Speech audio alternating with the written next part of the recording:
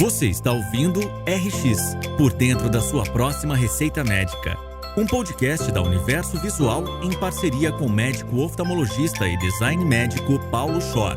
Com 3 décadas de pesquisa direcionada à inovação e novas tecnologias.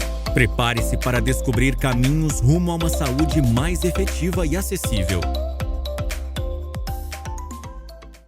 Tudo certo com o doutor? Tudo ótimo, agora melhor, porque está chegando a hora e aí não tem mais muita urgência para resolver do consultório, só tem as urgências da viagem para resolver, que a gente deixa tudo para absoluta última hora, então amanhã é o dia que vai, e aí quando chega a data, a gente começa a concretizar que tem que arrumar tudo para o último minuto. Inclusive, por tudo que eu li a respeito da vida do médico, e o que eu conheço também, né, acompanhando a vida dos médicos, é que eu acho que isso de deixar para o último minuto é muito comum. E eu levantaria que é muito comum ainda por mais uma coisa ainda. É uma vida tão atribulada, e você tem que pensar em tanta coisa na hora que você está trabalhando, mas tanta coisa assim que você tem que se preocupar, que eu acho que é normal de você realmente falar assim, cara, ó, beleza, aqui foi tudo certinho, agora na minha hora da minha vida pessoal, beleza, vou ter que esperar um tempo agora pra resolver essas coisas aqui. Eu acho que até o mais comum mesmo de acontecer, né?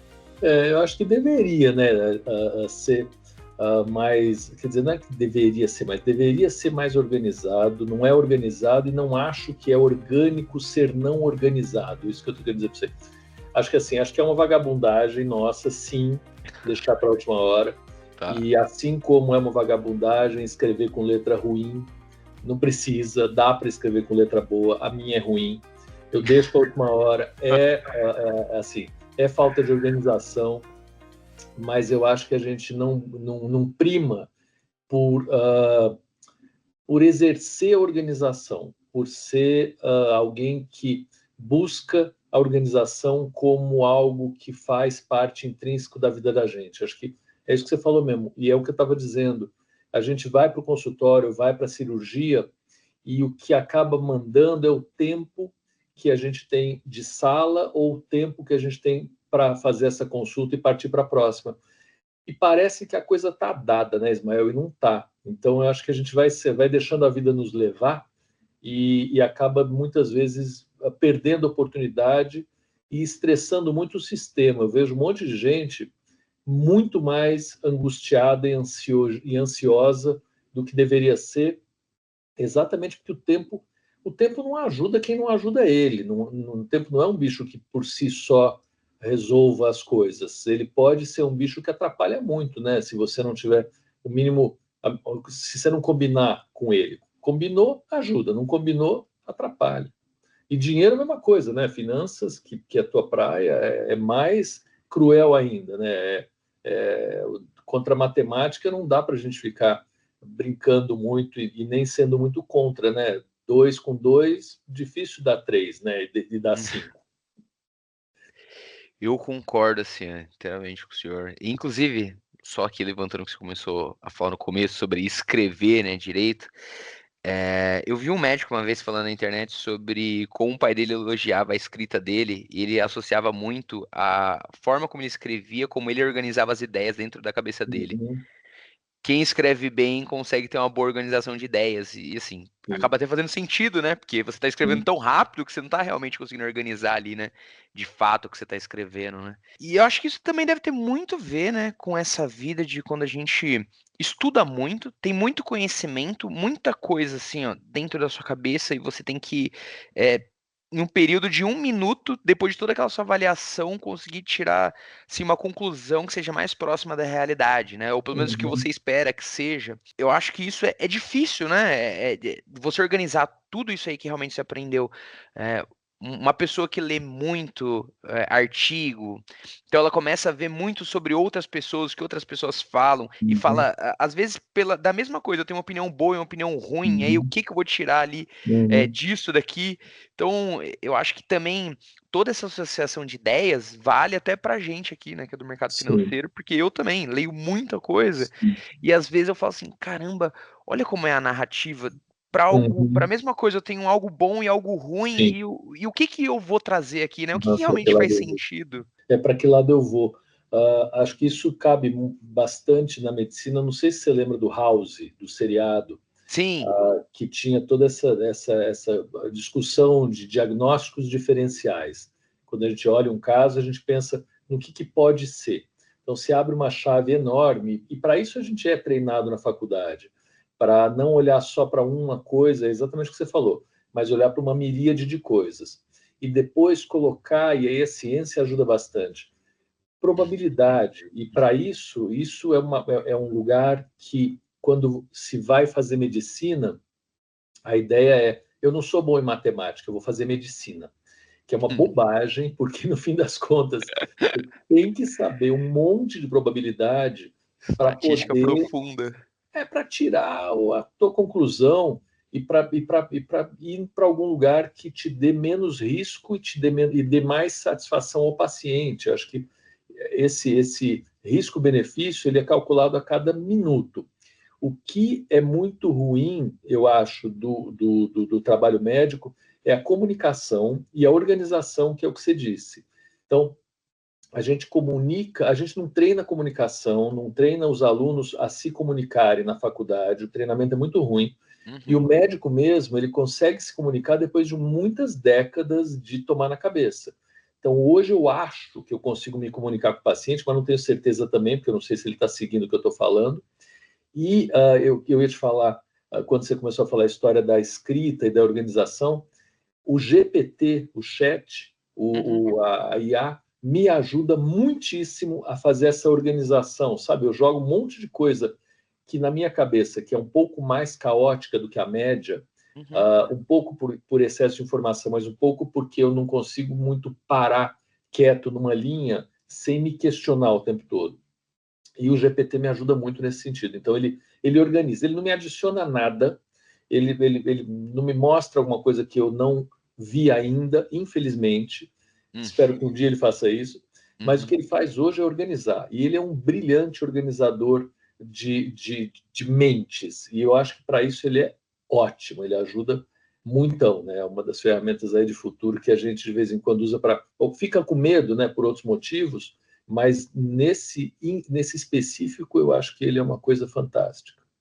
Doutor, qual que é a sua visão de inteligência artificial junto com a saúde? Porque assim, eu vou trazer aqui algumas informações legais que eu li sobre isso, né? Sobre saúde digital em si, que eu gostei muito. Pela nossa conversa, assim, eu dei uma boa pesquisada sobre esse tipo de assunto. Até para sua área, né? Porque na área de oftalmo, como a IA, né, vai conseguir ali fazer leitura de retina, né, para você entender informações sobre a pessoa, né? Tem livro que fala que, cara, boa parte das doenças você consegue ver só pela entendendo o olho da pessoa. Inclusive, Sim, eu acho que até nos primeiros estudos que fizeram com sim, inteligência artificial teve a ver com isso, né? sim. É, Um dos primeiros estudos, pelo menos que ficou famoso, da Google, fez isso. Então, ele viu, por exemplo, se a pessoa era homem ou mulher, olhando no fundo do olho, coisa que a gente não consegue ver. Então, aí isso contradiz o que eu acabei de te dizer, que é assim, ele não me mostra o que eu não sei. Nesse caso, eu não sei e ele me mostra. É inútil eu saber, mas ele me mostra. Agora, ele mostra outras coisas. Ele está se mostrando ser possível ver doenças mentais através de retina. Primeiro porque é meio assim óbvio, porque a retina é uma extensão do cérebro, então você tem fibra nervosa representada na retina ou de origem retiniana, a mesma fibra nervosa cerebral, então é de se esperar que alterações cerebrais sejam refletidas ou comecem na retina mesmo. E a gente tem esses estudos de Alzheimer bastante evoluídos. Eu tenho uma pós-graduanda que está em Miami fazendo alguns estudos de função de mitocôndria, que é a organela que dá energia para fibras nervosas, para várias células, função mitocondrial na retina e circulação cerebral. Então, qual é a relação que você tem dessas duas coisas com exames muito específicos? E ela mostra um monte de coisa em doenças degenerativas do sistema nervoso central. Então, tem uma relação direta disso, e tem coisas que a gente consegue descobrir sem achar essa relação direta, mas sim tendo um monte de imagens, como você sabe, tendo um big data aí de milhares de imagens.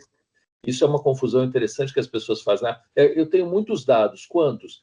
eu tenho 150 pacientes com essa doença rara. Então, isso não é muito dado, isso é pouco dado para a IA, é muito dado para você tirar uma conclusão meio lógica, isso é por causa daquilo, que por causa daquilo outro, então com 150 eu provo, legal, mas para IA, para ver uma coisa que ninguém vê, precisa de milhares de dados.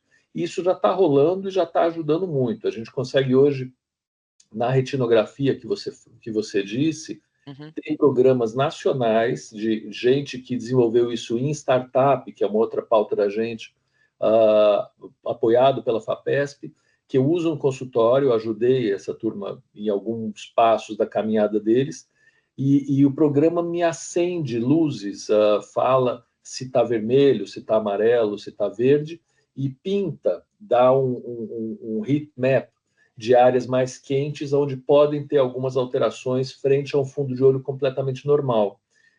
Para mim, ajuda muito raramente, porque, de novo, para um cara que tem 40 anos de formado, não tem muita vantagem. Mas, para você usar isso em triagem, em posto de saúde, para pessoal não médico, para telemedicina, é fantástico, é uma coisa maravilhosa que você tem um médico como quem vai controlar a qualidade, então isso é respondendo um pouco a você, como é que eu vejo a IA e como é que eu vejo um pouco também a ação do médico frente à IA.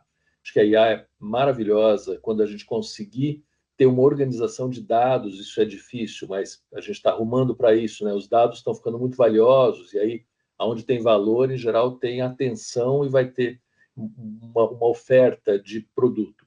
Mas tendo dados bons, a gente consegue ter boas correlações, boas discriminações, e aí o médico vai olhar e vai ser o controle de qualidade.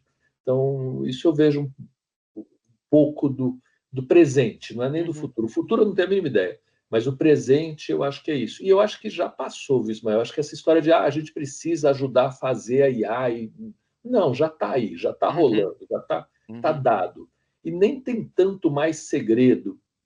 Tanto que quando vem alguns projetos para analisar lá na FAPESP de IA, a pergunta é sempre assim, será que o GPT faz isso sozinho? E eu preciso realmente financiar esse projeto? Ou será que o cara está desenvolvendo uma IA própria? E aí é outra pegada, né? Aí a gente dá computação, são os caras que pensam diferente, não é botar no GPT e ver o que volta, né? Eu vi que em 2024, o mercado de saúde digital aqui no Brasil, ele foi de 6,3 bi de dólar, aproximadamente. E tem uma projeção de crescimento muito grande, né? A projeção ali até 2030 é na casa dos 23 bi de dólar. Tá? Ótimo. Só que o potencial de crescimento que é o ponto, né? A gente chama ali de KGR, né? Que é quanto que é o crescimento composto anual, está na casa de 23%. Só que hoje o segmento de telemedicina, né? Que é ali da parte dentro de saúde digital, ele representa 57% do resultado de 2024. Então, assim, isso traz algo que provavelmente a gente vai focar cada vez mais em realmente eu tentar te atender. Eu daqui, você daí, né? O máximo possível. E para eu poder realmente fazer isso, não vai ser só aqui, né, no olhar, vai ser o que a gente consegue trazer de informação em relação a isso, né? E o outro ponto é que você colocou de as coisas que chegam aí para você, né? Até porque quando você está trabalhando com os fundos de investimento de anjo, né, de faculdades, deve chegar muita coisa assim para você e de você ver, será que a IA já faz isso daqui, algo que você está trazendo, né? E esse tipo de tecnologia, para ser desenvolvida, quando realmente ele comprovada, o valor acaba sendo bastante grande, né? Para poder pegar todos esses dados, né? Quando você consegue ali, né? Um número gigantesco de dados e poder trazer realmente uma informação daquilo ali, né? E eu falo até pelo meu computador sofria, né? Eu tenho um bom computador para fazer esse tipo de coisa. Então imagina o tanto de dados que vocês conseguem aí e conseguir trabalhar ele, trabalhar esse volume todo, quanto de dinheiro você precisa para fazer um MVP sobre o negócio. Então, os investimentos anjos, hoje em dia, tem até que ser maior, né? Para conseguir fazer o MVP ali, né? Do que está sendo proposto. Acho que em saúde tem um negócio que eu aprendi há pouco tempo atrás, mas que vocês aí da área de engenharia, informática, computação sabem há muito tempo, que sistemas complexos não se controlam. Sistemas complexos você provoca e vê a reação e depois você estuda a reação do sistema. E aí, quando o cara falou isso, foi o reitor da Mauá que me falou isso. De Legal. cara, eu falei, bom, a saúde é isso, né, meu chapa? Você está falando da saúde. É exatamente isso que eu estou falando para você. E a saúde, você tem assim, uma complexidade de atores e de funções no meio, que o que faz ficar caro, eu acho que é exatamente isso. Você precisa, de algum jeito, remunerar, ou pelo menos, nem remunerar o nome, mas é colocar na conta a extração do dado do paciente com o compliance na LGPD. Isso custa uma grana, você precisa ter gente para conversar com ele, ele precisa topar, isso demora tempo, você precisa passar nos comitês de ética, até você fazer um grande data lake disso tudo, ter isso organizado, fazer com que os programas conversem uns com os outros, por mais que hoje, cada vez a gente fale mais em fazer os prontuários que não são necessariamente com caixinhas, né? Você não precisa ficar marcando X, a própria LLM já vai ler a história e vai colocar no lugar certo. Alguma organização você precisa ter. Isso custa. Então, você precisa entrar dentro da empresa, quer seja um hospital, uma universidade, uma clínica, não importa, e organizar isso no médico. Então, tem uma mudança de mentalidade no médico preencher fichas, até porque, até hoje, ainda é assim, os prontuários eletrônicos, eles servem à finança do sistema. Então, eles nasceram para que não tivesse glosa, para que fosse maximizado o ganho e para que tivesse um controle financeiro. Tanto que todos os prontuários, eles nascem desse jeito. E aí eles acoplam a ficha clínica. Quem faz o prontuário, muito raramente é médico. Muito mais frequentemente é a parte financeira da instituição. Então, a gente tem uma hipertrofia na parte financeira e nos hospitais isso é brutal. Você tem uma dificuldade de preencher ficha médica nos grandes hospitais de São Paulo que você não tem ideia. Eu levo mais tempo preenchendo ficha do que operando em todas as cirurgias que eu faço. Então, tem uma hipertrofia nesse sentido. Mas você precisa, então, compatibilizar como as informações vão entrar, fazer com que a cultura mude, grana. Aí você precisa começar a moer dado, que é o que você está falando. E não só moer dado, você precisa de um cara esperto para que ele veja o que está sendo moído, se tem correlação com a realidade. E aí você precisa de um segundo cara, que é pior, que é quem vai fazer a implementação desse negócio na vida das pessoas. Então, tem sim um monte de etapas num sistema complexo que faz isso ser caro. E tem poucas empresas, você deve ter visto algumas, mas eu gosto muito do Alice, que é um convênio, é um plano de saúde com participação, com inteligência, com teleconsultas, com aposta em performance. Prometendo os melhores hospitais, né? Hospitais bons, não é mais barato do que os outros ainda, mas está crescendo brutalmente, conseguiu um aporte enorme, que é faturar 2 bi no ano que vem. Então, e apostando em saúde digital, apostando em escala em cima disso com qualidade. O desafio grande tem duas coisas aqui, né? Primeiro, o desafio grande é você crescer com escalar a humanização. É difícil você conseguir fazer, que é o que você está falando. Nessa conversa da gente, a gente conseguir ter algumas outras coisas que a gente teria no tete-a-tete. Se você estivesse na minha frente ou na tua frente, a gente faria mais brincadeira, eu sei como que está a tua postura, teu brilho, essas coisas. Paciente é mais ou menos isso. Sim. E alguma coisa de exame físico, que hoje em dia, para mim, serve muito mais para você fazer, para você empatizar, do que para você colher dados. Os dados que eu vou colher de exame físico, eu colheria à distância, na maior tranquilidade do planeta. Não preciso estar presente para colher os dados físicos de paciente em oftalmologia. E eu vou te dizer que quase que em nenhuma especialidade você consegue que à distância, eventualmente algum outro profissional ou algum equipamento colha os dados que você precisa. Mas você precisa estar presente para fazer essa conexão e para passar, para ter um elo de confiança e uma ligação com o paciente. Então, acho que isso é uma das faces da história da digitalização que você vai precisar overcome. A segunda que você vai precisar resolver é um pouco dessa conversa de quanto que vai entrar de dinheiro nisso, quem vai pagar essa conta, né? Mas acho que é um lugar para a gente apostar, e aí não é nem apostar, é para pertencer, e isso tem tudo a ver com a nossa conversa, e participar. Acho que tem oportunidades fantásticas, ainda tem empresas que não são abertas em bolsa, né? Que poderiam, quando você abre em bolsa, você pode pegar a ação do DASA, Fleury, mas a gente não está falando disso, a gente está falando um pouco antes desse negócio. Então, existem oportunidades que estão ainda um pouco escondidas e que os médicos, pela própria capacidade médica, conseguiriam prever um pouco do que a gente está falando e ter uma informação privilegiada, porque é um pouco da vibe dele, é o que ele faz no dia a dia, e aí que é o que você está me perguntando. E apostar em alguma coisa que vai crescer? Eu acho que sim. Sinceramente, acho que todo médico tem a capacidade de direcionar a atenção / investimento para um negócio que na cabeça dele faz todo sentido. E se faz todo sentido e tem uma lacuna, vai ser preenchido e vai ter valor. Então, a digitalização, para mim, é número 1, na verdade, é número 0. Então, mas isso meio que já passou também a fase dos prontuários eletrônicos. Então, o próprio pessoal que investiu na Alice começou com investimento em prontuário digital, depois migrou para alguma coisa de serviço popular e agora fundou a Alice.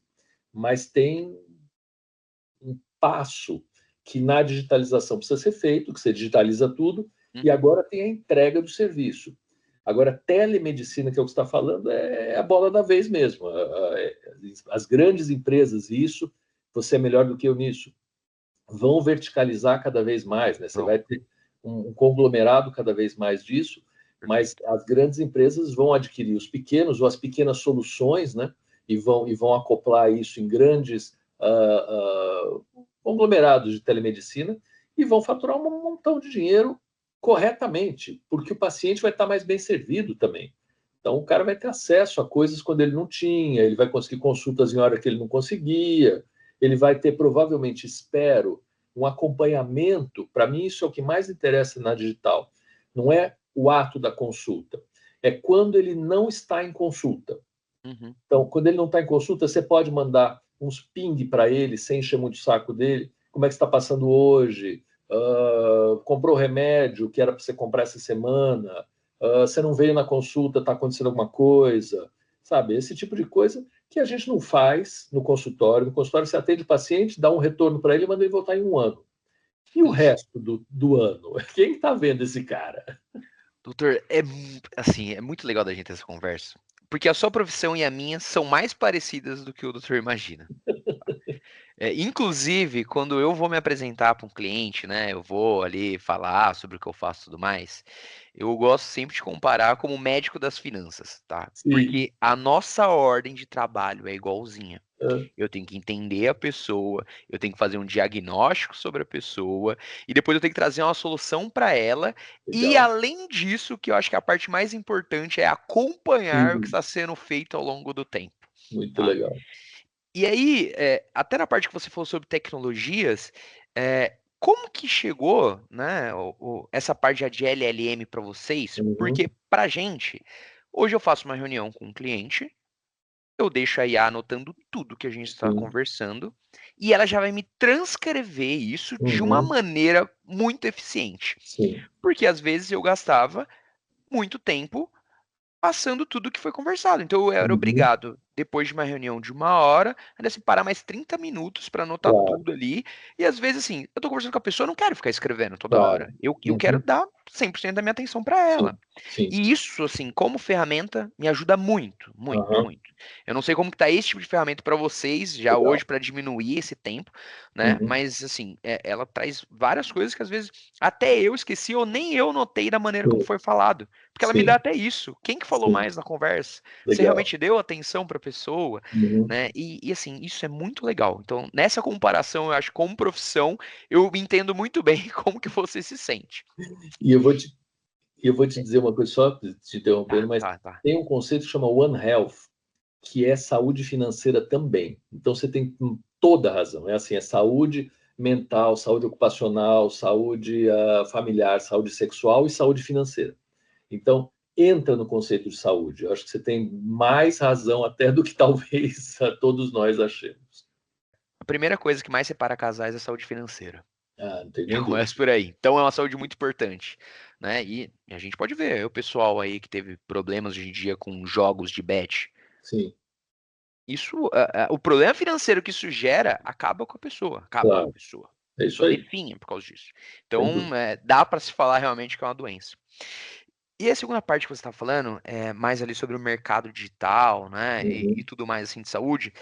Eu quis pegar também informações sobre como que estava isso ao longo do tempo, né? Porque eu vi uhum, que as empresas de de plano de saúde, elas entram uhum, muito forte, né? E elas impactam muito o mercado nisso, tanto no preço que vai ser dado para as coisas, né? uhum, Quanto que realmente ganhar dinheiro de fato. Inclusive, em 2023, eles não ganharam dinheiro, né? uhum, Quando eu vou ver os números, foi 8 bi para trás, né? Elas uhum. voltaram a ganhar dinheiro em 2024, 2025, mas você vê que tem que ser muito bem gerido, porque o Uhum. nível de sinistralidade alta acaba com o Sim, negócio. sim, total. Essa é a grande realidade.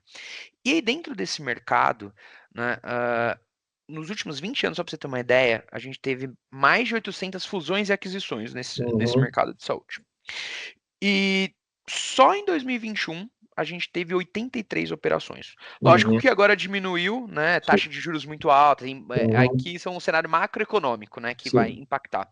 Mas no geral, o cenário, assim, para a saúde é uhum, muito bem quisto. Tá? uhum, uhum, Aqui dentro do Brasil, para você ter uma ideia, a saúde privada uhum, ela movimenta cerca de 415 bilhões de reais por uhum, ano. Isso que dá aproximadamente 5% do nosso PIB. uhum, E se eu for comparar com os países da OCDE, a gente uhum. está atrás em volume gasto. Então, Tá. assim, capacidade para investimento é o que a gente mais precisa agora Sim. e ver se que é um setor que realmente vai me trazer resultado, né? Aham.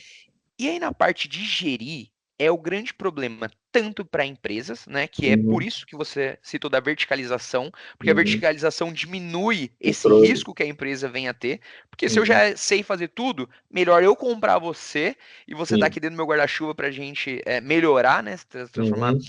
numa operação mais efetiva. Sim. Só que isso vale muito para pessoa física. Uhum. O grande problema dos médicos que têm um consultório, né, é Uhum. o que eu vi que lá que 65% dos problemas, tá? Isso é um dado da Abramed, inclusive, Aham. os problemas são de gestão financeira. Maravilha. E quando a gente levanta esse tipo de informação, né, por que que esse é um problema?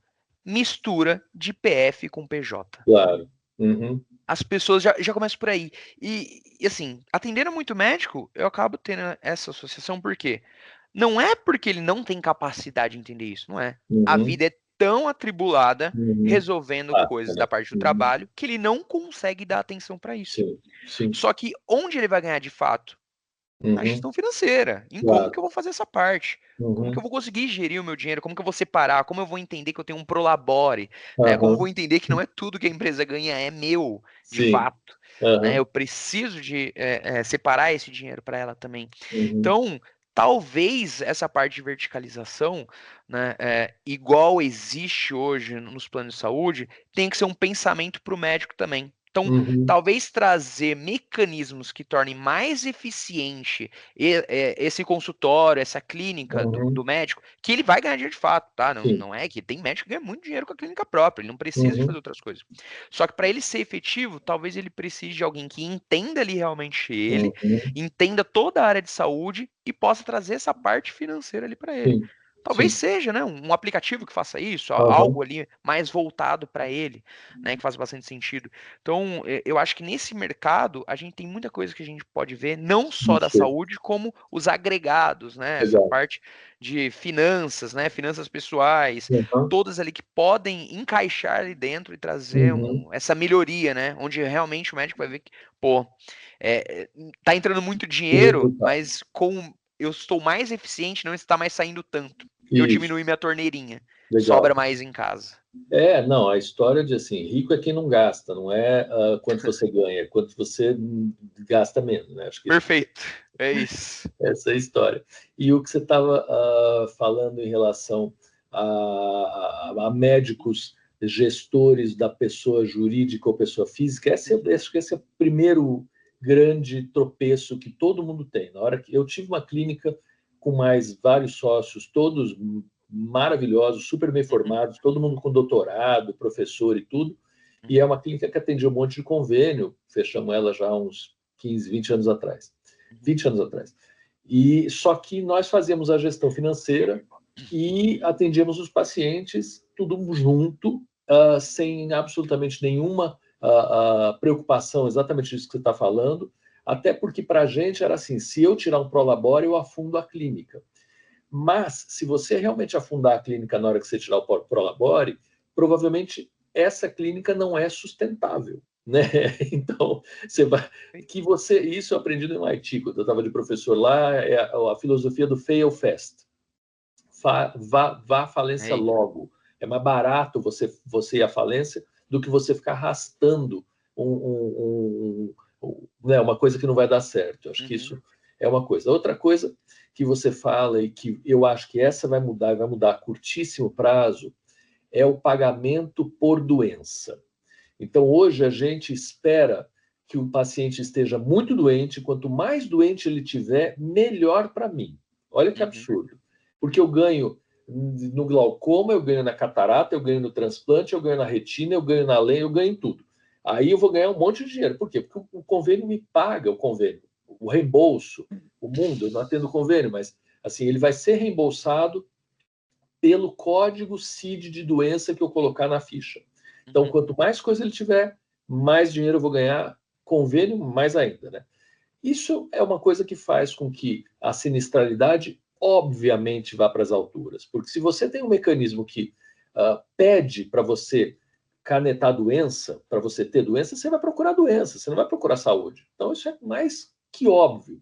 O probleminha na minha cabeça, e acho que é meio assim também óbvio, é que quem financia hoje a saúde acabam sendo as big pharmas e as big techs que produzem equipamento de ponta cada vez mais caro e que precisam vender esses negócios. Então, você acaba tendo assim um mercado que gira nas big pharmas e nas big techs, produzindo equipamento e medicamento cada vez de ponta, melhor, mais caro, que vai ser vendido para quem tem doença, não é para quem tem saúde.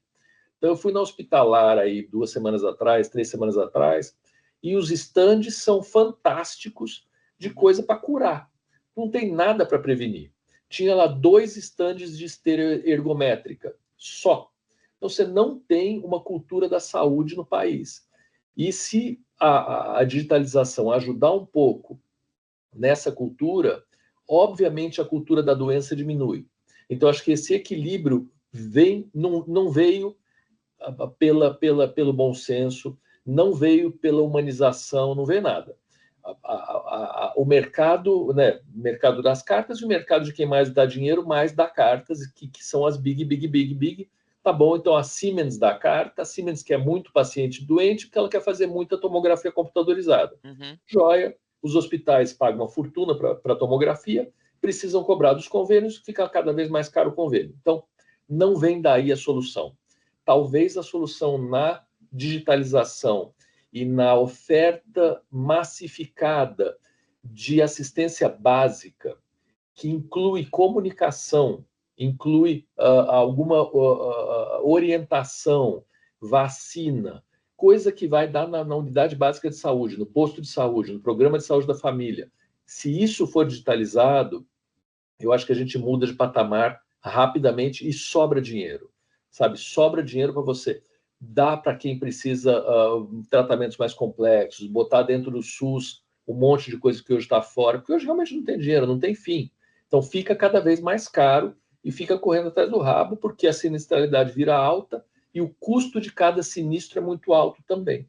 Então acho que essa é uma conta, e aí é financeiro, que em algum momento vira, e também a gente precisa ver assim, qual é o produto que está mais no bico aí para que isso seja escalável, sem perder qualidade, as pessoas consigam se acoplar a esses produtos, e a gente tem que preparar tanto os jovens que estão entrando no mercado de trabalho para isso, e não para doença, mas ao mesmo tempo ainda é doença que está vendendo, né, não é saúde, e tentar ver como é que a gente tem empresas, que nem você falou, que estão apostando nisso, mas não colocar todas as fichas, porque ainda não está lá. Então, largar na frente, ser pioneiro, nesse sentido, é muito ruim. Não sei como é que você vê isso no mercado de investimento mesmo, né? Assim, o pioneirismo cobra um preço, para mim, na inovação, muito grande. Você ser pioneiro é muito mais caro do que você ser o segundo, ser o terceiro e pegar carona com quem já abriu aquela picada e entrar na hora que você já está escalando, né? Na hora que você entra tendo que abrir mercado, meu, eu posso ficar bilionário igual o Steve Jobs. Quantos Steve Jobs tem no mundo? Um. E quantas pessoas tem que abrem pequenas coisas que fazem um pouco de inovação incremental e que sobem para burro? Um monte, né? Então, acho que isso é uma equação que a gente, de algum jeito, está seguindo.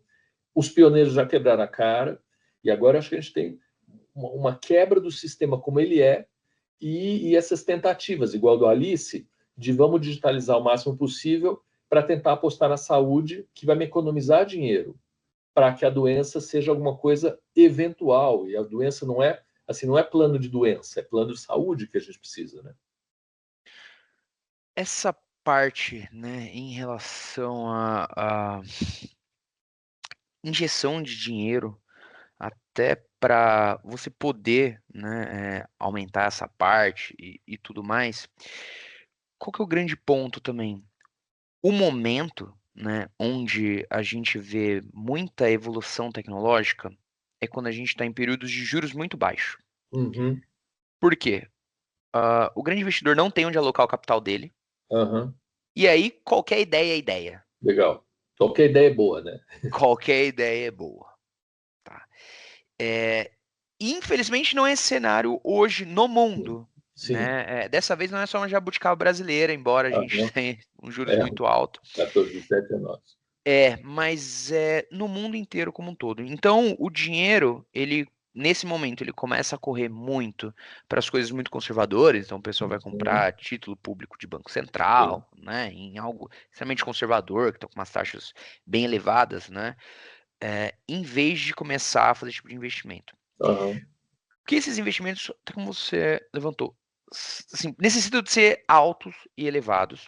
uhum, E até para ter uma ideia, tá? Para a gente poder falar um pouquinho sobre seed money, né? Poder uhum, falar ali um pouquinho sobre investimento legal. anjo. Quando a gente vê os fundos que fazem esse tipo de trabalho, são fundos que investem em 100, 120 teses Uhum, diferentes. Então ele foi lá, recebeu R$ 1 bilhão de aporte, vou procurar 120 teses diferentes uhum, e não vou investir tudo de uma vez. claro. Primeira rodada vai ser aqui um pouquinho em cada uma.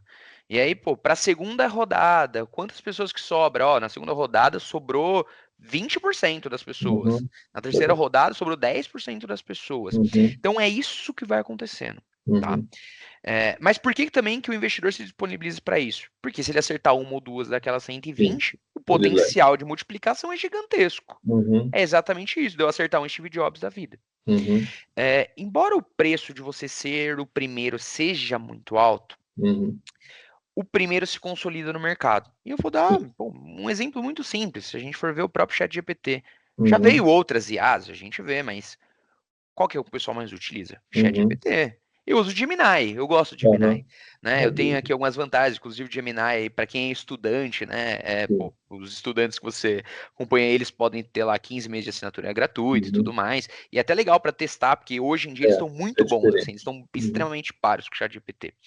Só que você ainda quando vai falar de IA, você chama de ChatGPT. sim, Então, é caro o seu primeiro? Mas te consolida ao longo do legal, tempo. legal, ótimo você falar isso.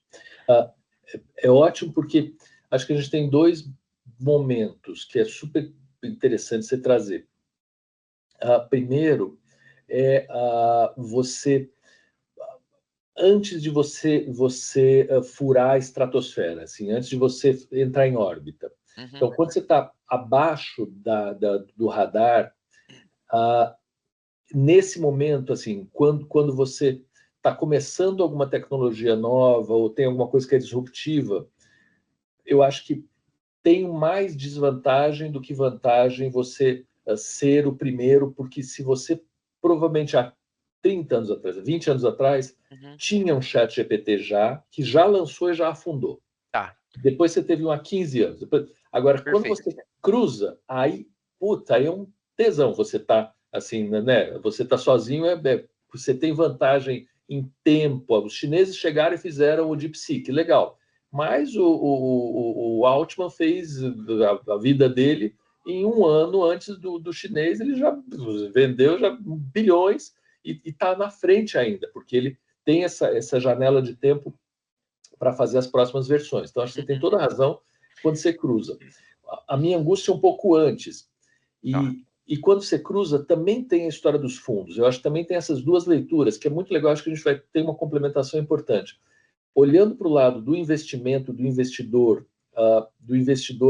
que procura produtos que estão mais disponíveis e mais visíveis, ou seja, que cruzaram já a estratosfera, que já estão lá em cima, são já essas empresas que se oferecem para de 100 sair uma.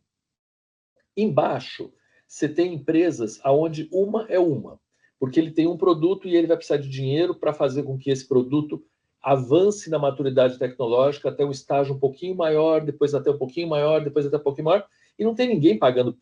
O fundo não tem nem vê essas empresas, as empresas nem chegam a fazer uma demanda para fundo, porque não tem nem tamanho para fazer demanda para fundo. Então, acho que tem esse caminho, essa jornada do empreendedor e da empresa, que é bem interessante a gente pautar. Esses investimentos muito iniciais, o bootstrap lá, né, que você pega da tua grana para colocar em um negócio que você acredita, digamos, num experimento de laboratório, ou você viu uma oportunidade de fazer telemedicina, sei lá, usando câmera de alguma coisa louca que você tenha inventado. Você vai pegar dinheiro do teu bolso, e aí você vai pegar dinheiro da tua família, e aí você pode pegar dinheiro da FAPESP, e aí você pega algum outro dinheirinho. Então, são todos pequenos dinheiros que vão fazer você andando. E nesses momentos, eu acho que existe uma chance interessante de você ser um smart money, que é um conceito que eu gosto. Porque lá em cima, na hora que você vai no fundo, não tem smart money nenhum. Lá tem isso que você falou. As teses são, assim, pegue um gestor de fundo que seja um cara esperto e que entenda da área de saúde, ele vai ter assessores para isso e vai falar, bom, nossa tese é longevidade, igual do IKJ lá, de um dos fundos que a gente estava vendo. Tese deles é longevidade e eu vou apostar em produtos, em empresas que trabalhem com longevidade, nas que tenham melhor saúde financeira, nas que tenham mostrado alguma vantagem competitiva, nas que já tenham faturamento, nas que tenham uma equipe que é sólida, mas esses caras já passaram da hora de serem co-investidos em valores baixos de smart money. Eles teriam sido antes, eles foram antes. Então, e aí muita gente que fala eu queria participar de alguma empresa, eu tenho vontade de ser empreendedor, como é que eu começo, como é que eu faço? Eu falo, bom, veja o que você faz, abre, e aí tem um lugar que, não fazendo propaganda da FAPESP, mas já fazendo, chama Biblioteca Virtual da FAPESP, BV FAPESP. Lá tem todas as empresas que receberam aporte da FAPESP desde que nasceu o tal do programa de apoio à pequena empresa. Então, veja as empresas que passaram de fase, ou seja, as que estão vivas e estão subindo, veja quem é o fundador e liga para ele. Manda mensagem no LinkedIn, vai atrás desse cara e pergunta, escuta, você precisa de um cara que faça o que eu sei fazer? Eu preciso, pode vir aqui, mas eu não tenho dinheiro para te pagar, não tem problema. Eu quero ir com você e, se funcionar, eu quero ter um pedaço da tua empresa em algum momento no futuro. Esse tipo de dinheiro e de investimento eu acho que é bem interessante, isso está completamente embaixo do radar.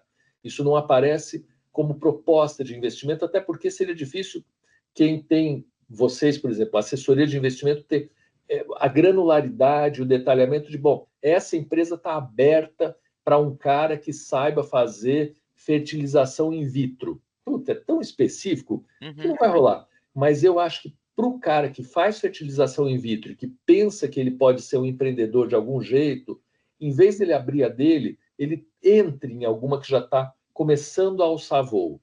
E para o cara que vai investir, esse precisa ter um assessor de investimento ferrado para falar, olha, meu chapa, bota dinheiro nesse fundo, porque a tese desse fundo é longevidade, ele está aberto, em 6 anos ele vai te devolver alguma coisa de dinheiro, é um puta de um risco, não é uma coisa, né, não é a letra do tesouro, mas é uma chance de você ganhar grana. Agora, que você está cobertíssimo de razão, é como que a gente faz isso num cenário de juro de 17%, que é um dinheiro que assim, não é 17, quanto está o juro? 15. Acabou 15. de subir 0,25.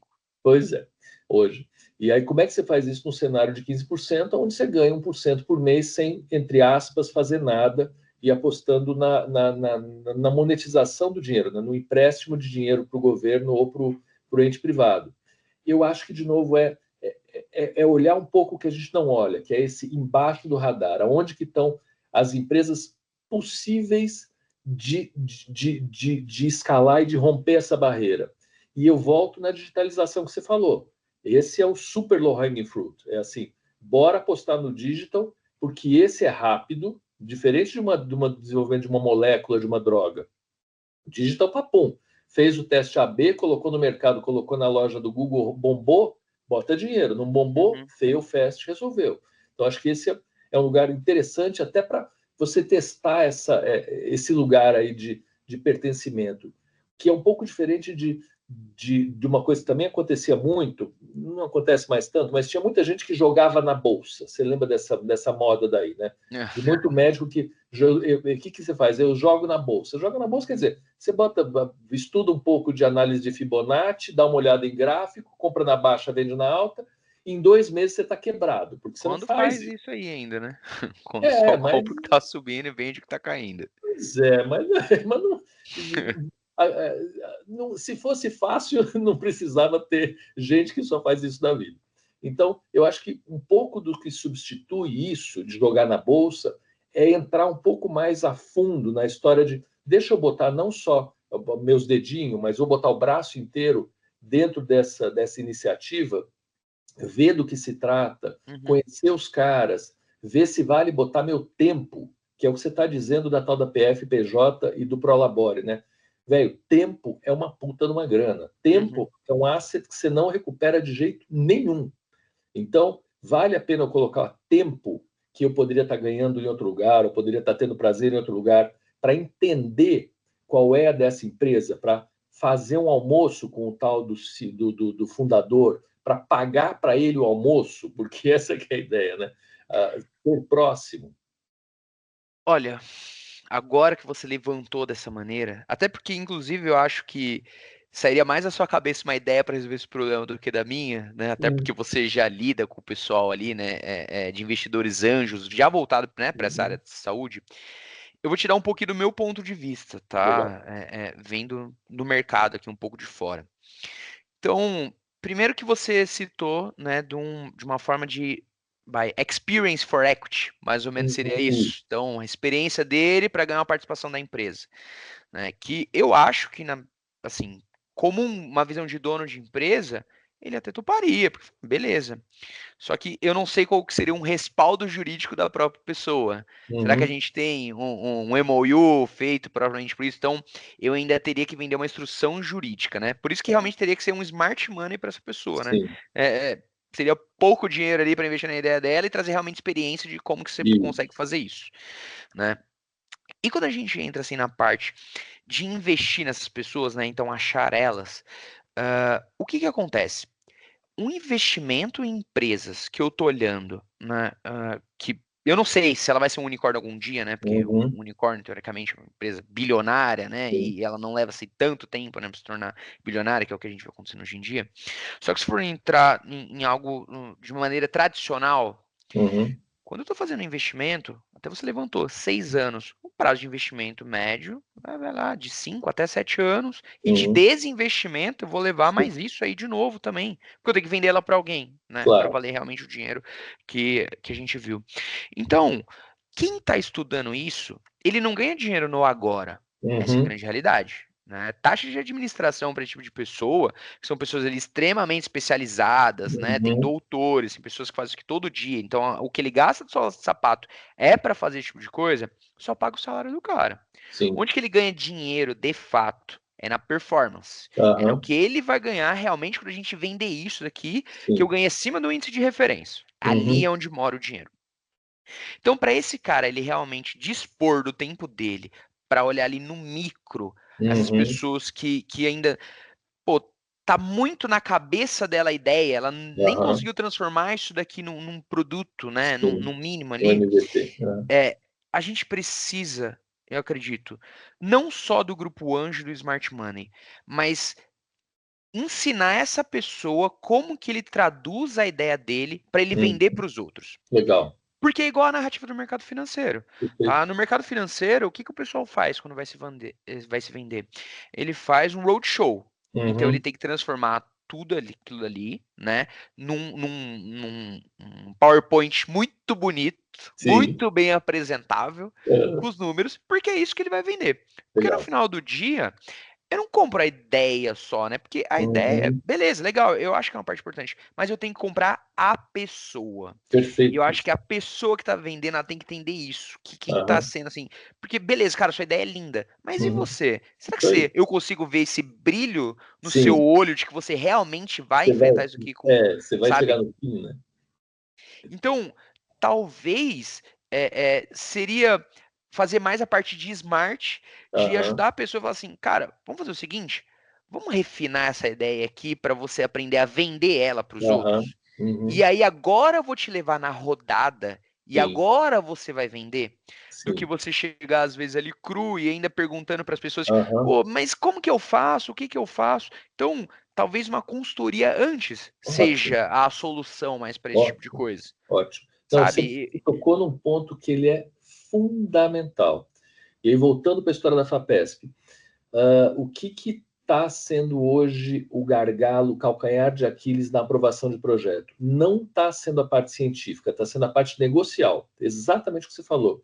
Então, sempre existiu assim, um toque negocial para perguntar, bom, teu projeto de inovação, tua empresa, ela viu o mercado, ela viu o Tan Sanson, ela fez um Canva da vida, ela falou com os teus compradores, ela fez tudo isso, ótimo.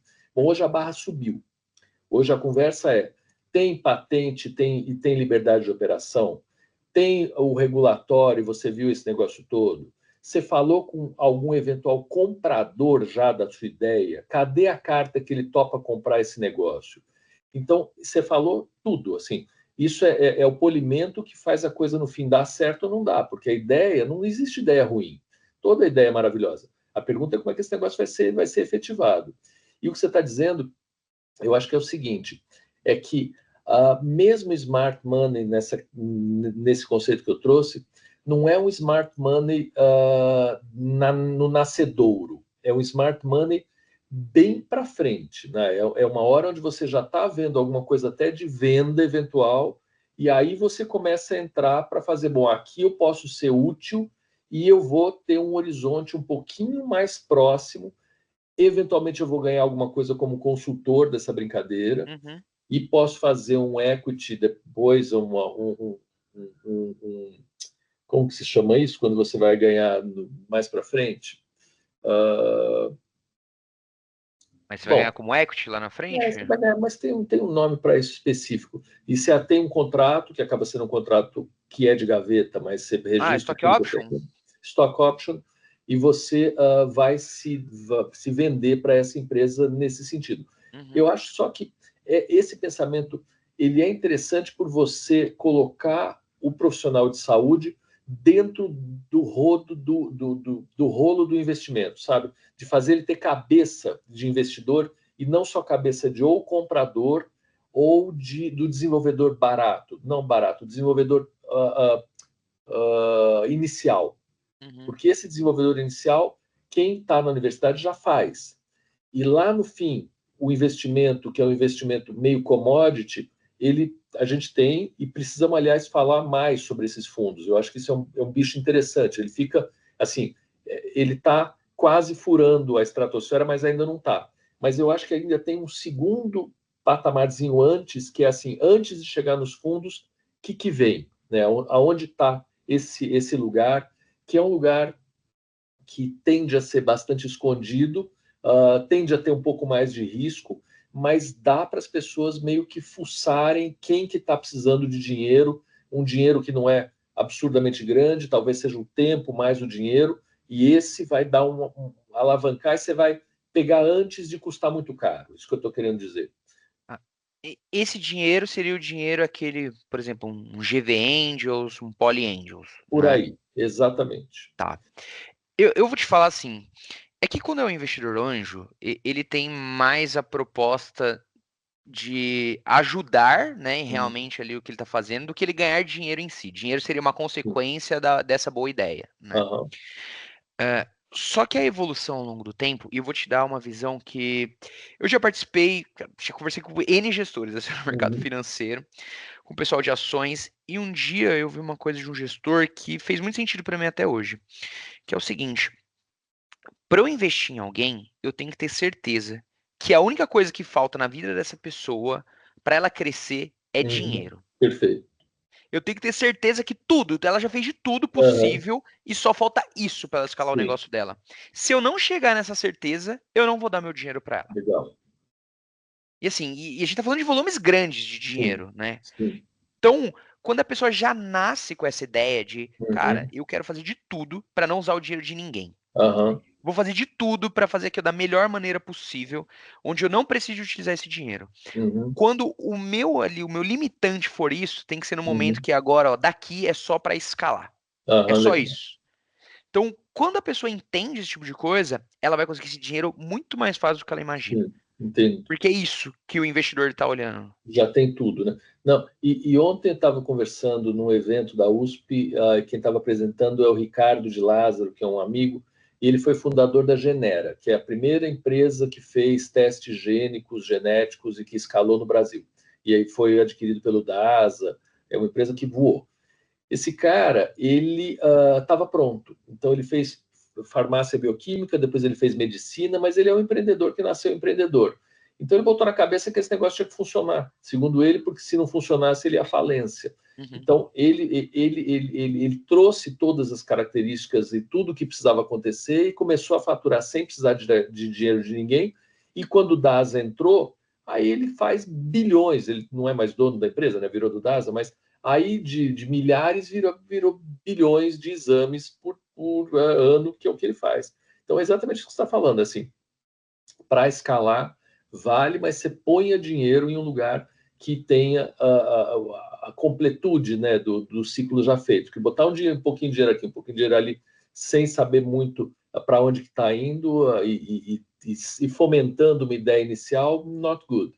Agora, os fundos, esse GV Angel e Poly Angel, que eu acho que vale a pena a gente explicar um pouco para o povo que rola também, versus esses outros fundos que estão um pouco mais avançados, Uhum. como o IKV, o próprio Corques do Fleury, ou o Vox do Einstein, que são fundos que são fechados, né, para os investidores próprios. O GV Angel e Poly Angel é um pouco mais aberto, mas eles estão em fases diferentes, né? O GV Angel e Poly Angel colocam um pouco mais de dinheiro em teses mais precoces.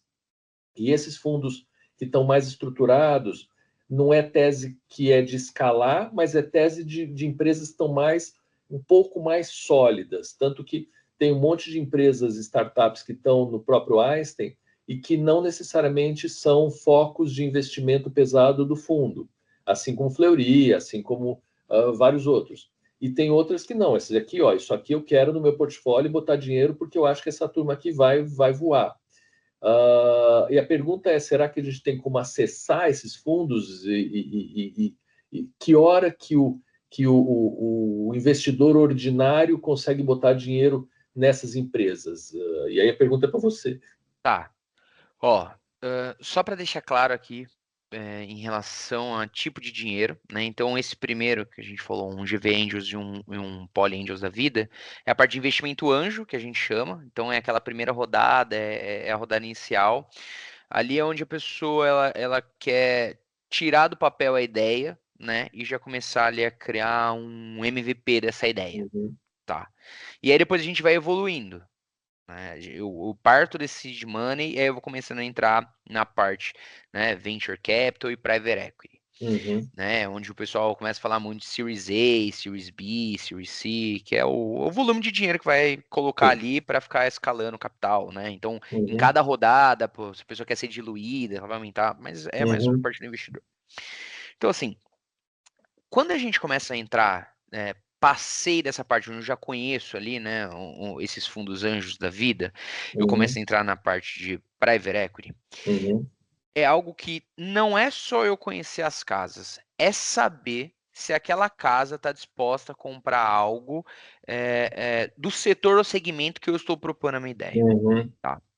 Como aqui a gente está falando do setor de saúde, a grande maioria dos fundos de private equity que eu vi estão super dispostos em colocar dinheiro em Uhum. saúde, tá? Uhum. Porque, assim, morrer, nascer, ter doença, É ninguém vai escapar inexorável. disso. Todo mundo vai passar por isso. E imposto, né? Mas, E mas, imposto, mas tá ser bom. governo não está fácil, né? Então. E imposto, é verdade. Todo mundo vai passar por esse tipo de coisa.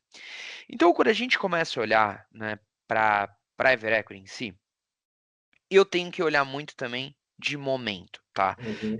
Embora a gente fale muito que nesse tipo de investimento ele independe, né, do timing, Uhum. de condições macroeconômicas, porque eu estou fazendo investimentos de muito longo prazo, né? Uhum. Estou olhando empresas que algum dia vão ter um potencial de fazer um IPO dela, né? Ou algo do Uhum. gênero. Eu tenho ainda no final do dia que fazer sim essa comparação com taxa de juros para eles Uhum. disponibilizarem esse dinheiro, né? Legal. Porque lógico que ali eu estou olhando investimentos que o potencial de retorno é muito maior. Sim. Só que para eu achar esse tipo de empresa, né, eu, assim, preciso sim da pessoa que ela colocou o dinheiro em mim e ela tenha o conhecimento das pessoas, porque você não É, chega nelas, tá? E legal. essa é a grande realidade. Vamos Uhum. falar a verdade, você não chega nessas pessoas, Sim. tá? Por que que eu chego? Uhum. Porque eu trabalho no mercado financeiro, então Aham. eles precisam de vender o produto deles, precisam passar pelo intermediário, e eu vou Sim. avaliar se faz sentido eu levar, né, essa proposta ao meu cliente ou não. Tese. Você fala, pô, Uhum. eu acho que faz sentido de apresentar isso daqui, fica sempre a escolha do cliente. Legal. Mas é muito difícil de chegar nessas pessoas. A gente precisa realmente Uhum. de conhecer alguém, né? Eu não consigo falar assim só, bate lá na porta da gestora. Dificilmente Uhum. eles vão te ouvir. Eu Claro. que sou do mercado financeiro, eu levei tempo para as pessoas me Uhum. ouvirem. Até para ter assim, uma comparação, o meu escritório é um escritório de assessoria de investimentos, né? Uhum. Há 10 anos atrás, como os fundos de investimento nem precisavam desse dinheiro da pessoa física, eles nem atendiam você, Sim. nem ligavam para você. Tá. Hoje em dia, tudo bem, é o contrário, né? Aham. Eles têm essa dependência, então eles entram em contato comigo.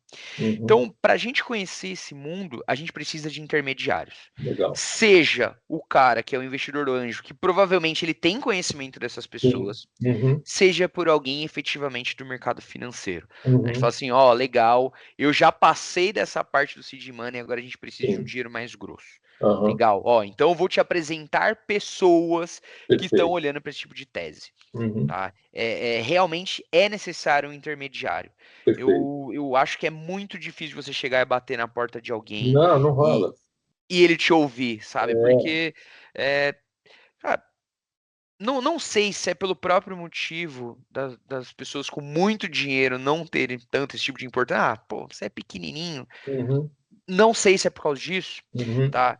Mas é algo que é a certeza de, será que essa pessoa aqui que tá vindo aqui, ela tá realmente trazendo uma ideia que é pra gente ganhar dinheiro junto? Sim. Ou ela tá trazendo um golpe aqui? O Aham, que que tá entendo. acontecendo? Sim. Então, realmente precisa-se de um intermediário. Toda A vez que a gente está confiança, né? movimentando muito dinheiro, eu preciso Uhum. da parte de confiança. Sim. Esse que é o ponto. Então, eles não vão comprar qualquer pessoa, não vão comprar Perfeito. qualquer tese. Tem sim o que indica, tá? Uhum. Se não é uma falácia, não faço que não existe. Acho que só não existe no momento onde eles estão fazendo. Já tem todo o dinheiro ali Uhum. e cara, eu agora só preciso só realmente da tese, porque eu já tô com o Aham, dinheiro, já estou com o dinheiro, aham, não estou em fase de captação, já tenho dinheiro tá. para dar tese. E mesmo assim, né, vou até citar aqui um exemplo, pô, teve a Red Ventures que Uhum, fez essa parte, a gente indicava pessoas para eles, tá. porque mais que Uhum, eles procurassem, só que eles aceitavam muito mais a indicação, porque eu já trazia claro, já nos moldes que eles precisavam, falei assim, claro, pô, legal, claro. vai para frente. A linguagem é única. E, e isso do fundo, do fundo não, do intermediário. E quando você fala em intermediário, a palavra é ruim, eu estava procurando outro, que intermediário parece alguém que é dispensável e que só encarece o processo. Hum, Mas o intermediário que traz não só confiabilidade, mas traz densidade para a tese, ou seja, fundos especializados em saúde, fundos de... Eu acho que é um bicho interessante. Isso, uhum, e isso você vê acontecer no mercado, intermediários que são mais especializados em tese 1, tese 2, tese 3. Vocês acabam tendo um foco mais em algum segmento e são conhecidos por isso, ou é uma coisa mais ampla? E vale a pena ser específico? Essa aqui é a pergunta. tá, assim, depois, né, como você vê que a gente tem essa conversa, eu vi que tem pessoas sim que são especializadas, e inclusive ali teve que se mandou, acho que foi Grok, Isso. é, é especializado. Aham. Só que é muito difícil a gente achar no mercado financeiro alguém que vai pegar um volume muito grande de dinheiro, um volume Uhum. assim, absurdo de dinheiro, e vai ficar numa tese só, num setor só. Uhum. Até pela própria como nascem os investimentos, né? Pensar em Uhum. diversificação, Uhum. esse tipo de investimento, pô, não vou pegar R$ 1 bilhão e vou colocar tudo numa empresa Claro. só, então eu tenho que apostar em mais de uma, porque eu Sim. tenho que fazer com que uma dê certo. Então, Aham. para investimento temático, que é o que a gente chamaria quando eu Uhum. estou olhando para uma coisa só, até de trabalhar aqui, a grande maioria que eu vi é via, não é um fundo específico, uma tese específica, Uhum. não. É via ETF. Então, assim, ele Tá. compra várias empresas do setor Uhum. de saúde, você investe, Sim. e é muito mais de empresas já listadas. Aham. É, quando a gente vai falar mais de private equity, que é empresas que não foram listadas ainda, acho que dificilmente a gente vai encontrar, assim, específico um montante absurdo de dinheiro para uma Aham. tese só, um Sim. setor só. Tá? Até porque quem você mandou, eles não têm R$ 1 bilhão Não. em investimentos, né? Não, Muito pelo contrário. não, e nem precisa, e nem tem como alocar R$ 1 bilhão em investimento, porque esse povo está num estágio mais anterior a isso. Mas eu fico pensando muito se é uma opção de investimento para médico, por exemplo, que eventualmente, assim, um anestesista, será que um anestesista não se sentiria mais atraído em investir numa empresa que está faturando no mercado de anestesia? E que ele pode conhecer até eventualmente, sei lá, o dono, a tese de investimento, Entendi. do que numa de mineração. Tá. Entendi bem no ponto que você chegou, mas aí eu vou ter que ir um pouco além, Uhum, porque não é só a parte de investir porque você gosta, mas é o perfil. Você tem estômago para isso? uhum, entendi. E eu vou falar pra você que isso é até mais forte. Porque quando você vai ler qualquer livro de finanças comportamentais, você vai ver que as pessoas se importam mais com perder dinheiro do que ganhar Sim, dinheiro. sim. Não importa Kahneman que eu que ganhei diz. R$ 1.000, eu perdi 20, pô. Sim. E é isso, assim, e é nessa disparidade mesmo, Aham, absurda. Então, as pessoas se importam mais com perder. E aí eu vou comprar uma tese. Pô, quanto de dinheiro eu tenho de capacidade para colocar nessa tese, para ser uhum, significativo e realmente eu poder multiplicar o meu capital? aham. E eu aguentar, né? E eu ter estômago para Sim, esperar isso daqui dar esperar. frutos. Dinheiro paciente, né? Capital paciente. Isso. Então, assim, poderia existir um fundo de investimento que poderia ter diminuir até o valor. Ó, então, ó, nesse fundo aqui você consegue começar a partir de R$ 1.000. A gente cria Ah, um fundo, você coloca R$ 1.000, porque aí eu consigo democratizar, hum, né? Eu consigo pulverizar essas pessoas que estão colocando dinheiro para ter mais pessoas que concordem, e aí não vai ser um valor financeiramente tão grande e relevante da parte dela hum, para ela ter essa preocupação de não conseguir dormir à noite por causa dessa uhum. aplicação. Só que qual fundo hoje que realmente toparia fazer esse tipo de coisa? Porque também tem a dificuldade, Administração, né? Não, e você tem. administração, né, sabe? Então, primeiro que um fundo, para a gente pensar dessa maneira, provavelmente ele vai ter que estar em plataforma, Sim, né? sim. Então a plataforma tem que comprar a ideia. Para a plataforma Aham. comprar a ideia, quanto que eu tenho que pagar, né, para aquilo Não. ali, para ser Tem. ofertado? Sim. Então, assim, eu acho muito legal a ideia e acho que faz muito sentido. Mas entende assim que os pontos que eu tô trazendo vai ser o que vai fazer na minha Claro, parte de vender essa ideia para outras pessoas, de falar assim, total. ó, você que é médico, ó, isso aqui é da área da saúde, talvez Uhum, faça sentido, talvez se sinta confortável. Beleza, uhum. mas eu gostei. Mas quanto que eu vou colocar? Ah, 1% do meu patrimônio, 2% do meu Não, patrimônio. é, Porque é isso que vai ser confortável na parte de entendi.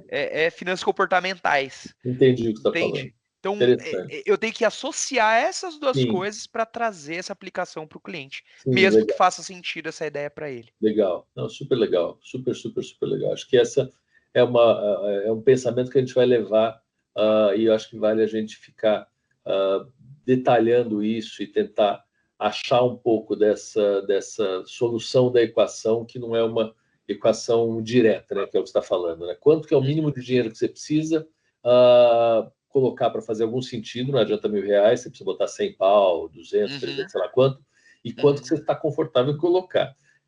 Só para acabar, eu escapei de um negócio, entre aspas, que era uma usina fotovoltaica, Tá. que apareceu a partir de um grupo de WhatsApp de colegas de faculdade. Uhum, Então a confiabilidade estava dada. Assim, esse cara eu confio, vamos lá, ele é conhecido, papapá. Bom, meus colegas de faculdade, confio neles. Vamos botar 100 pau cada um, porque aí a gente vai, em X tempos, ter 25% de lucratividade, vender, dar 2% por mês. O cara tinha um contrato, assinava tudo, legal, toca o pau, ótimo. Depois de um ano, eu, por acaso, consegui vender minhas cotas, tá? uhum, Para um outro colega, mas eu não sabia que eu precisava do dinheiro, falei, isso dinheiro, eu preciso disso, então alguém quer comprar minhas cotas? Quer, eu quero, porque era a turma que estava animado. 6 meses depois, veio à tona de que isso era uma pirâmide absurda, faliu, caiu tudo. Todo mundo perdeu todo o dinheiro, esse cara já tinha dado golpe em 6 ou 7 desses grupos de gente. Então, é um pouco isso que você está falando, assim, quanto dinheiro eu estou disposto a colocar num negócio que não é que tem um risco grande, é que tem um risco muito grande, e quanto que eu vou. Eu acho que um pouco do segredo, de novo, é o tal do intermediário, é assim, é quem que está me oferecendo isso e está me garantindo, né? A garantia sou eu. E se essa pessoa for alguém que conhece a tese profundamente, as pessoas, analisou todos os lados, falou, olha, pode botar 100 pau aqui, porque isso aqui pode ser que demore, mas vai rolar. E eu consigo fazer vários modos de te assegurar minimamente que você não vai perder tanto dinheiro. Então, acho que esse segredo é um segredo bem guardado, que acho que é trabalhável. O que você acha? Olha, eu vou te falar sobre meu dia a dia, tá? Eu tenho cliente, para você ter uma ideia, que ele já chegou para mim assim, em um investimento que para mim claramente era pirâmide, claramente. Uhum. Mas ele queria colocar o dinheiro dele. Hum, E eu falei assim pra ele, falei assim, ó, você é dono do seu dinheiro, você faz o que você quiser, tá? Eu não vou ficar impedindo você de gastar o seu uhum, dinheiro como você quer. Mas eu vou te trazer a maneira da gente pensar, que é o quê? Quanto que eu estou disposto a colocar do meu dinheiro nessa ideia? E aí eu aham, comecei a trazer pra ele, falei assim, olha, tá vendo que a relação risco-retorno disso daqui não é uma relação risco-retorno boa? Porque por uhum. mais que eu procure um retorno alto, o risco dela também É é muito muito alto. alto. Sim. Então, se eu tenho essa disparidade, quanto da minha mão que é aceitável colocar, né? Comparando com as outras aplicações que eu tenho. Vamos dispor então de 1%, 2% do seu capital? Uhum. Pois não, mas 2% é pouco. Mas se a chance de retorno é tão alta, Sim, 2% não é pouco. pode ser alto, tem razão. Interessante. Entende? Então, isso, ele é muito importante porque eu sou intermediário nesse ponto. Então, eu escolho pelo meu cliente? Não, não é meu trabalho. Meu trabalho é o seguinte: entender de um lado e trazer isso aqui para o cliente, e aí ele vai tirar as próprias conclusões dele. Uhum. Mas eu, como assessor, eu não posso levar qualquer coisa. Não faz sentido. Porque aqui a gente Uhum. está jogando junto. Eu quero que você ganhe Claro, mais dinheiro. Se lógico. você perder dinheiro, péssimo para o meu negócio. Não, Sim. não é bom para o meu negócio. Aham. Então, eu tenho que desmiuçar essa tese, tentar trazer da melhor maneira possível Legal. e ainda falar assim, cara, Ó, e no final do dia, dado tudo que eu falei, pra gente adaptar da melhor maneira para o seu perfil de investimento, a gente vai colocar 2%. Tá. É um balde de água fria, depois do que eu falei? Mas isso daqui é o que vai fazer a gente sobreviver ao longo do tempo. Legal. É o que vai fazer a gente ganhar dinheiro de uma maneira mais efetiva. Porque não é ganhar, dobrar, triplicar em um mês. Não é isso. O que te deixa rico é guardar dinheiro todos os meses. Então, o pensamento é esse, sabe? Por mais assim que eu tenha rodado ali um pouco fora, é mais para você entender como que eu consigo chegar na pessoa para fazer ela realmente colocar esse dinheiro numa tese. Perfeito. Super bem explicado. Super bem explicado. Olha, eu acho que é legal da gente sempre se manter conversando sobre isso. Eu gosto muito de ver essa parte de evolução tecnológica, ainda mais quando a gente consegue misturar isso com a parte financeira. Tá? Então, acho que a gente sempre pode estar conversando sobre isso. Na China vai ter um monte de coisa interessante nesse sentido. Eu vou num hospital, que é um hospital acho que de 13 andares, todo tecnológico, que tem um volume absurdo, que aliás eles têm um fundo de investimento que provavelmente vai comprar uma dessas grandes verticais de oftalmologia no Brasil. Então isso é meio assim, isso é uma especulação. Mas isso é interessante também, assim, o fundo que compra o fundo, sabe? Adorei o papo, acho que tá fluindo fácil. Que bom, doutor, que bom. Fechado, então esse é o objetivo. Então, um abração. Abraço, doutor. Boas férias aí, viu? Obrigado, se cuida. Tchau. Você acabou de ouvir RX, por dentro da sua próxima receita médica, com Paulo Shore. Aproveite para se inscrever em nosso canal e acompanhar semanalmente as histórias e repercussões que serão apresentadas por aqui. Siga também as nossas redes sociais, @Revista Universo Visual e @Paulo Shore. Até a próxima!